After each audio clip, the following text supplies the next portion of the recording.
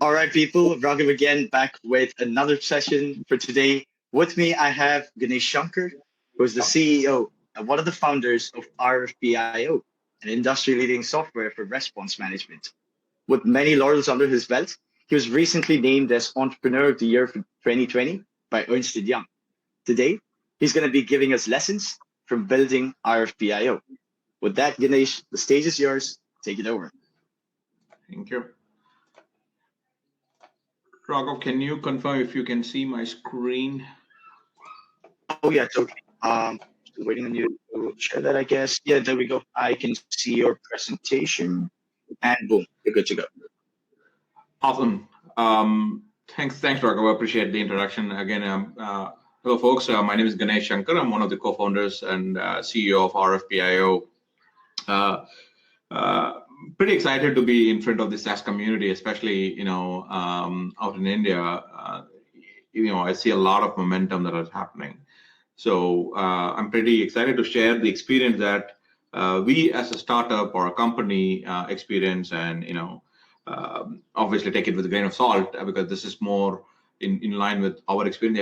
Every company is unique. Every company has its own DNA. Every company has its own style. So with that, but there are certain I would say parameters that kind of coincide with pretty much most of the companies that you could see, especially the successful ones. What we're talking about is, when we started RFPIO, just a little bit of a background, what RFPIO does. RFPIO is a purpose-built SaaS solution that helps companies to respond to requests for proposals or requests for quotations or tenders or bids. Anybody who want to respond to those questionnaires are the ones who use RFPIO. We've been in business for technically about 5 years now. We have offices in India and as well as in the US. We primarily serve pretty large customers. So although it's only 5 years in the business, we serve over 1,000 customers all over the world. Today, pretty much you can put your finger on the globe, except Antarctica for obvious reasons. We have customers there. How did we come to this stage? In about less than 5 years, with almost 15 of Fortune 100 companies today use RFPIO, and almost 60 plus Fortune 1000 companies use RFPIO today. How did we come to this stage? Is some of the learnings that we have experienced so far is one thing we are very clear. Myself and my co-founder Sundar and Shankar, when we started this company, we were very clear, not to start something in a hypothesis or something we felt is a pain point. Though ourselves personally have responded to quite a lot of RFPs in our career. So when we started this, we said, okay, we are going to keep it focused on certain pure use cases that we felt is painful, but we didn't stop there. What we did is we kind of validated that with some of our ex co-workers, especially on the sales side, sales teams who validated our thought process. And then we raised money. So far, till date, we have raised about $27 million US. Initially started off with about a couple of $1 million from small investors, and then we did a Series A round back in 2018 for $25 million from an LA-based private equity firm called K1. Again, the reason why I say don't chase money investment, there's a lot of I would say a lot of noises going around us, all of us, right? Every day we see this company is raising money, this company is multi-million-dollar valuation. We see this is happening around it. But again, if once you start narrowing it down on your product or product market fit, I would say, the important lesson I've learned is there's tons and tons of money out there, and they will chase you if once you find the product market fit. And again, even when in the small stage, when you're chasing money, just be picky. If you can, if there's an option to, choose between two investors, pick the investor who absolutely understands your core use case or understands the motion that you would have not just because they have fund, not just their bigger fund. Down the line, they will be able to help. No, down the line, funding can come from any direction. You don't have to have all buttoned up on day one. And don't. That's why we say don't chase money, especially when it comes to investment.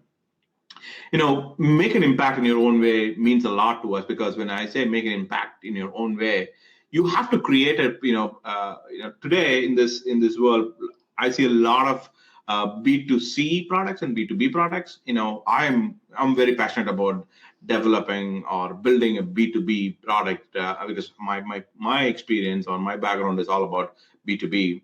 When we started off this product, we certainly wanted to create an impact. In fact, if you look at my next slide, where one of our customers said, how much time it saved. Those logos that you see at the bottom are some of our representative customers. But just to give you a sense, if you look at what Kevin from Keenan said, this is absolutely true. We were able to demonstrate a clear-cut ROI, and I would recommend any aspiring entrepreneur to find out every single opportunity to demonstrate the ROI of your product or solution. Or if not, if you could not show the ROI stands for return on investment. If you could not show or demonstrate, just find out a way. You can tweak it, course correct it, talk to your team, understand where, for example, if somebody is using your product and getting benefit out of it, how much time they are saving, how in that time, how much more they can do work. Can you quantify it? The more the numbers, the more the quantified numbers, the more the data that you can prove, there is an opportunity for you to, show an ROI for that purpose. And again, just taking a step back again, when we started RFPIO, we did not assume that problem that we had is the universal problem. I think some of the products that I personally have seen could go wrong mainly when the founding team thinks the problem that they faced and they come up with a beautiful solution. I'm absolutely no doubt on that. What happens in that kind of situation is everyone else may not have the same problem. Everyone else have a different problem. Today, your problem may not be the same problem as others. So, when you start building a product, I would highly encourage validate. When I say validate, it doesn't mean that, oh, I'm just randomly talking. These are the places where every opportunity, talking to a stranger, talking to a prospect, talking to your team, everything should be, in line with validating your product. The second important point is build to scale is not a jargon. When we say that, I really mean by that. What I mean by it is, especially for B2B, this is more, we initially, when we started RFPIO, we thought it is going to be a small solution used by a handful of, users. But soon enough, we realized the adoption was great. Today, we have over 2 lakh users on our system today. These are enterprise users. You may sound, okay, what is 2 lakh? B2C, that may be a smaller number, especially on a B2B, 200,000 users is not a small number, because you are getting that much of mind share from a person who's working in a company then during their 9-to-5 job. So your solution should be able to scale from between anywhere in this kind of a scope. Last but not least, and on this one, it's all about the people. How we started off the company is not, I did not just come up with a crazy idea. It is all about the people, especially the right people. When you have that team behind you, no matter what your fancy title could be, CEO, CTO, no matter, if you have the right team behind you, and investors or the customers, especially the enterprise customers, absolutely understand these companies will pivot. These companies will course correct it, especially if they have the right team. I think that is more important than adding, just for sake of adding, showing the headcount. It is all about right, especially in the initial days of a company. That is another important lesson that we've learned. And every good solution it's the opposite what you might have seen. Every problem needs a solution. The other way around, every good solution needs a problem. Like I said, we ourselves spent way too much of time on, solving or, doing manual work. When we came to know an opportunity to build a company, we kind of understood what is the core mission. If you look at it, just to give a simple use case so that you all can understand what we do on the product side. So, for example, if I send an email to one of my prospect or one of my vendors asking for email, just an email, asking them for a few bulleted questions. I'm asking them, hey, can I have a product overview? Can I have an implementation plan? Can I get 3 references? Just in an email, 3 bullets. I'm sending it to someone in the email. If they have RFPIO, all they have to do is once they see the email, they don't need to say, okay, if typically it goes to a salesperson. The salesperson, in a manual world, they will have to check with the product manager. Hey, Mr. Product Manager, can you please help me providing this content because the customer is asking? Whereas if they have RFPIO, all they have to do is once they receive the email, use their mouse, just highlight bullet number 1, right click, look up RFPIO. They will get the content right there, no matter which email client they use. It could be Gmail, it could be Outlook, any email client we can work with. That's a simpler use case. Or even if somebody is a support agent, they want to understand, or they are getting a support ticket, they don't want to reply to the customer with a possible solution. In that case, if they have RFPIO, we have integration with Zendesk or other ticketing systems where they could not find the information in that. They can actually get that information from RFPIO to respond to those things. That's what we call it as democratizing the enterprise knowledge. Because the way we do that, it is kind of what we call it as bottom-up approach. When the bottom is when you receive an RFP, when you are responding to questionnaires, when you are responding to security questionnaires, you as a sales rep, when they get it, they need help from what we call as quote unquote subject matter experts. It could be product manager, it could be security manager. They have to get information from those kind of subject matter experts. That knowledge that they are curating during that process can be repurposed for other use cases. That's what we call it as, you can recycle content, you can repurpose the content, you don't have to reinvent every time. So the salesperson doesn't need to spin up the content every time, because the content is already there and given by a subject matter expert. In this case, it could be a product manager, or it could be a security manager, or it could be a legal person, or it could be a HR person, anybody who could give the content. So again, what we have done today, we are about 250 employees around the world. We've always dreamed big, though we started off with a smaller, pain point problem.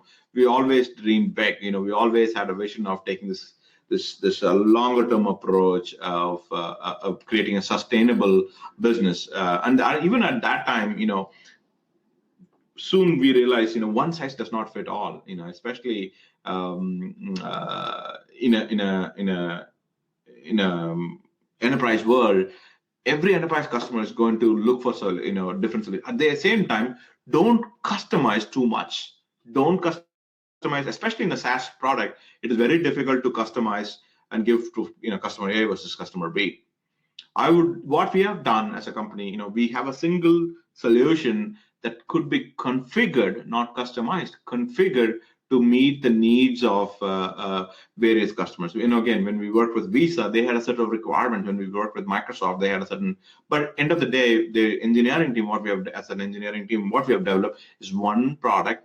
But we had the opportunity or option to configure that fits the needs of different companies at different scale. We have customers from small 10 to 15 employees to literally thousands and thousands of employees around the world. So we have to have a solution to fit that kind of a model. At the same time, we have to have a solution that could be scaled. So that is something we have done. And during the process, what we have done is there's so much of ups and downs, especially bringing up a startup is like bringing up a kid, bringing up a child. That's how we felt. And every part of the journey, what we have done as a company is celebrating it. Of course, you may not see us in a lot of we are not this fancy company on social media doing that. But what we have done internally, we have celebrated every important milestone. Every important milestone we have celebrated, because positivity is contagious. Keep in mind, you need that positivity, especially in the early days. Find every single reason to celebrate and enjoy. And the another important thing is know when to pass the baton. This could be, you could read it as, know when to quit, know when to exit, know when to cash out. These are very important things. Know when to pivot. Don't I understand, especially when it comes to entrepreneurship, there are few things we're very passionate about. We keep digging. But if the market is not reacting, if you are getting any buying signals, if you're not, just don't keep digging into it. Just try to pivot. Try to understand the need. Try to go in a market that needs a solution like that, or change the direction a little bit.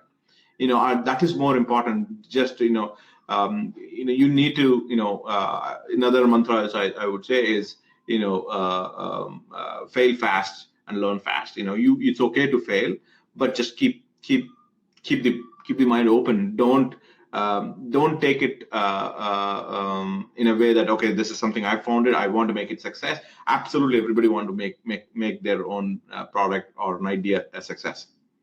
But the way I see it is, that success can be derived or pivoted in many different directions. Once you have that, I think that's the idea. When we talk about know when to pass the baton, is know when to cash out, know when to quit, know when to say no. And this is a little bit about what we as a company done. Just taking a step back, like I said, we started this company with 3 of us. We don't have this cool garage story like Apple or Google, or we don't even have this dorm room story like Facebook or Snapchat.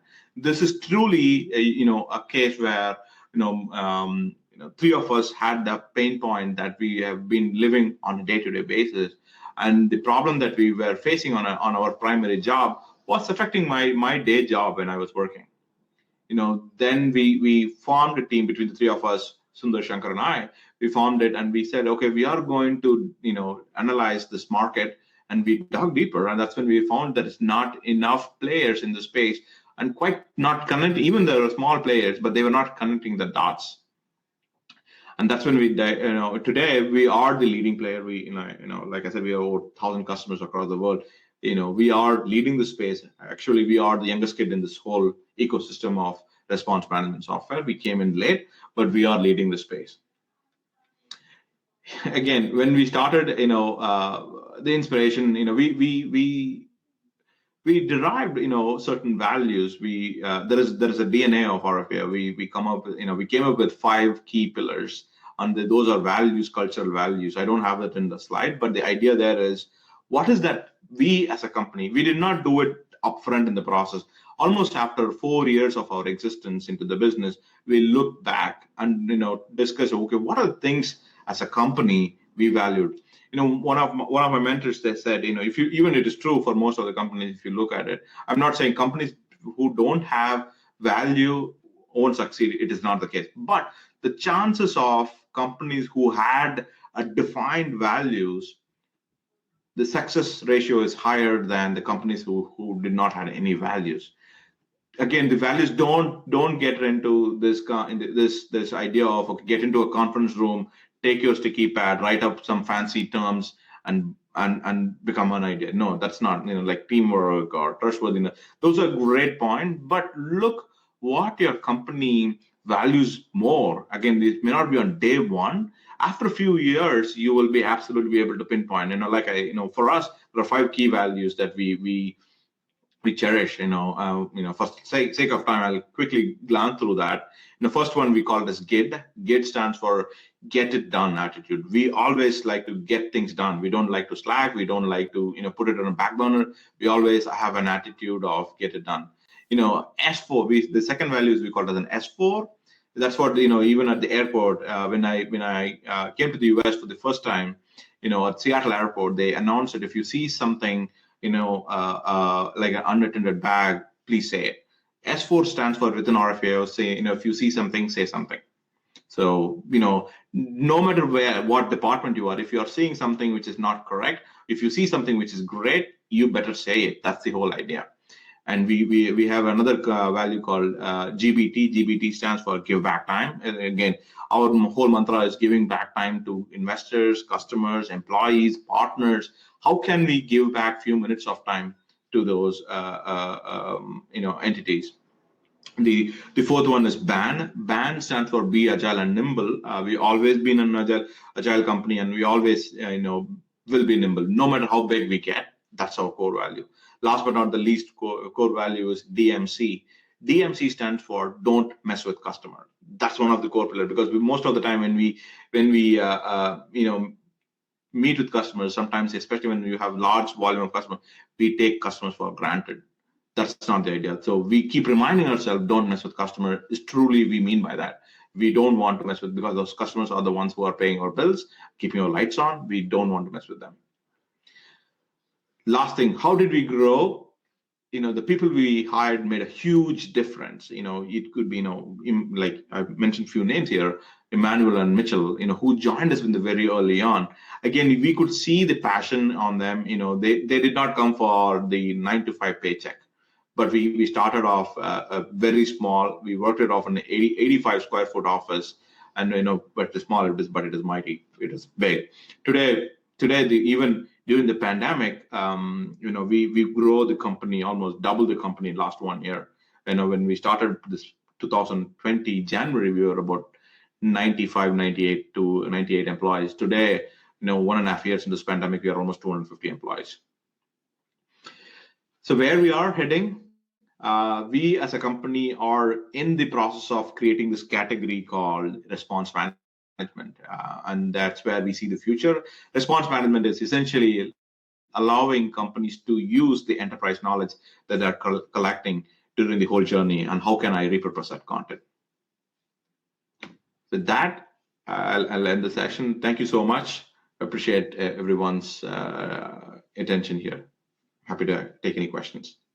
Ganesh, thank you so much for that brilliant presentation. Thank you so much for taking us through the most important lessons. One thing that stuck onto my head is don't mess with the customers. And you were right. They do pay our paychecks, right? Gotta put food in the house. So thank you so much for that. I'm just gonna check out the Q&A real quick to see if we have any questions that have been upvoted. So from the sort of set of questions here, what I wanted to highlight right now is basically this particular question about why, or rather how, you got interested in picking up response management, because it does sound like a little niche in itself, right? I'm a little proud of the question too, because I've worked on some of my elements. But yeah, go for it.